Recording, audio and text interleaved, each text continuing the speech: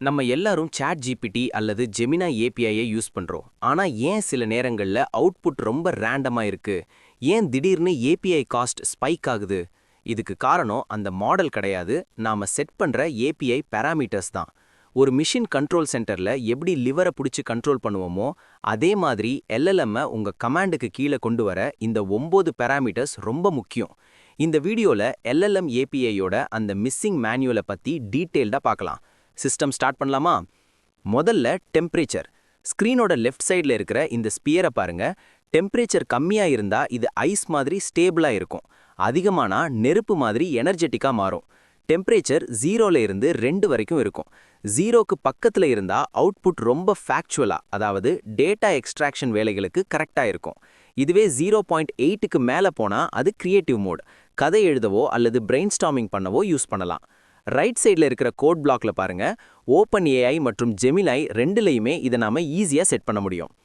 அடுத்தது maths tokens. ஆடியோவில் நீங்க கேட்குற இந்த லேசர் கேப்பை கவனிங்க. இது உங்க அவுட்புட் எவ்வளவு நீளமா இருக்கணும்னு முடிவு பண்ற ஒரு ஹார்ட் லிமிட்.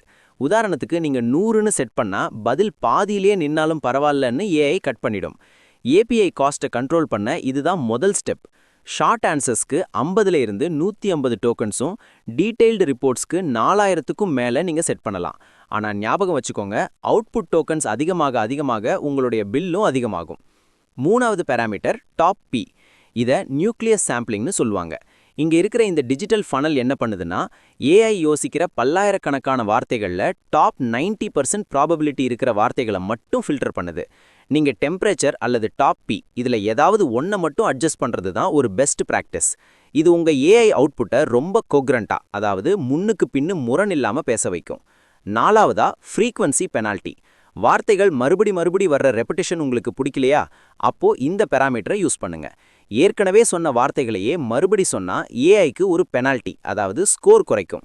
இதோட ரேஞ்ச் -2ல இருந்து +2 வரைக்கும் இருக்கும். பாசிட்டிவ் வேல்யூஸ் கொடுத்தீங்கன்னா உங்க கண்டென்ட் ரொம்ப நேச்சுரலா லூப்பிங் இல்லாம இருக்கும். லாங் ஃபார்ம் ஆர்டிகல்ஸ் எழுதுறப்போ இது ரொம்பவே ஹெல்ப்ஃபுல்லா இருக்கும்.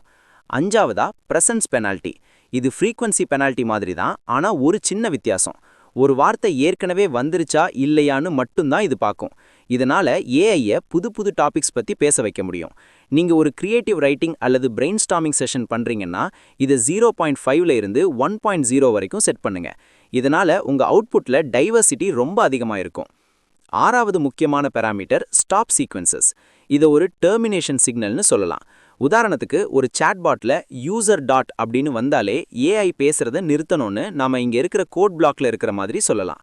ஸ்ட்ரக்சர்ட் அவுட்புட் எடுக்கிறப்போ அல்லது லிஸ்ட் கிரியேட் பண்றப்போ தேவையில்லாத எக்ஸ்ட்ரா வார்த்தைகள் வராம தடுக்க இது ரொம்பவே யூஸ்ஃபுல்லா இருக்கும். ஏழாவதா சிஸ்டம் ப்ராம்ப்ட். இதுதான் உங்க ஏஐயோட பர்சனாலிட்டி அப்புறம் பிஹேவியரை முடிவு பண்ற மெயின் லிவர். நீங்க ஒரு கோடர் மாதிரியோ அல்லது ஒரு டீச்சர் மாதிரியோ ஏஐயை ஆக்ட் பண்ண வைக்க இதுல தான் இன்ஸ்ட்ரக்ஷன் கொடுக்கணும். இது பாராமீட்டர் லிஸ்ட்ல வராதுனாலும் ஏபிஐ கால் பண்றப்போ இதை கரெக்டா செட் பண்றது தான் ஒரு இன்ஜினியரோட திறமை. எட்டாவதா ஸ்ட்ரீமிங். ரியல் டைம் அப்ளிகேஷன்ஸ்ல ஏஐ பதில் சொல்லும்போது நீங்க டைப் ஆகிற மாதிரி பாக்குறீங்களா? அதுக்கு இந்த ஸ்ட்ரீமிங் பாராமீட்டரை ட்ரூன்னு செட் பண்ணணும். இது லேட்டன்சியை குறைச்சு யூசருக்கு ஒரு நல்ல எக்ஸ்பீரியன்ஸ் கொடுக்கும்.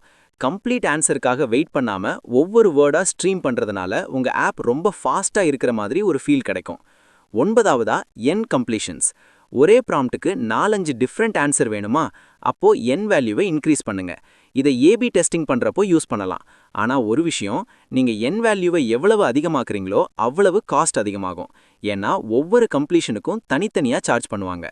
கடைசியா கான்டெக்ஸ்ட் விண்டோ. இது ஏஐயோட மெமரி பவர் மாதிரி. இப்போ ஸ்க்ரீன்ல இருக்கிற இந்த ஸ்கைலைனை பாருங்க. ஓப்பன் ஏஐயோட 128K மெமரி ஒரு சின்ன லைப்ரரி மாதிரி தான். ஆனா கூகுளோட ஜெமினை 2.5 பிளாஸ்ட்ல இருக்கிற 10 லட்சம் டோக்கன் மெமரி ஒரு மிகப்பெரிய டேட்டா ஸ்கைஸ்கிரேப்பர் மாதிரி. அதாவது ஒரு பெரிய புத்தகத்தையே அல்லது மணிக்கணக்கான வீடியோவையே நீங்க ஏஐக்கு மெமரியா கொடுக்க முடியும். இந்த 9 பாராமீட்டர்ஸை சரியா யூஸ் பண்ணா உங்க ஏஐ அப்ளிகேஷன் இன்னும் ஸ்மார்ட்டாவும் ரொம்ப சீப்பாவும் மாறும். நீங்க உங்க பிசினஸ்ல அல்லது ப்ராஜெக்ட்ல எந்த பாராமீட்டரை அதிகமா சேஞ்ச் பண்ணுவீங்க? கமெண்ட்ல சொல்லுங்க. இந்த மாதிரி இன்டெப்த் ஏஐ இன்ஜினியரிங் மாஸ்டர் கிளாஸ்க்கு நம்ம சேனலை சப்ஸ்கிரைப் பண்ணி ஃபாலோ பண்ணிக்கோங்க. நான் கிருஷ்ணன். அடுத்த மாஸ்டர் கிளாஸ்ல சந்திப்போம்.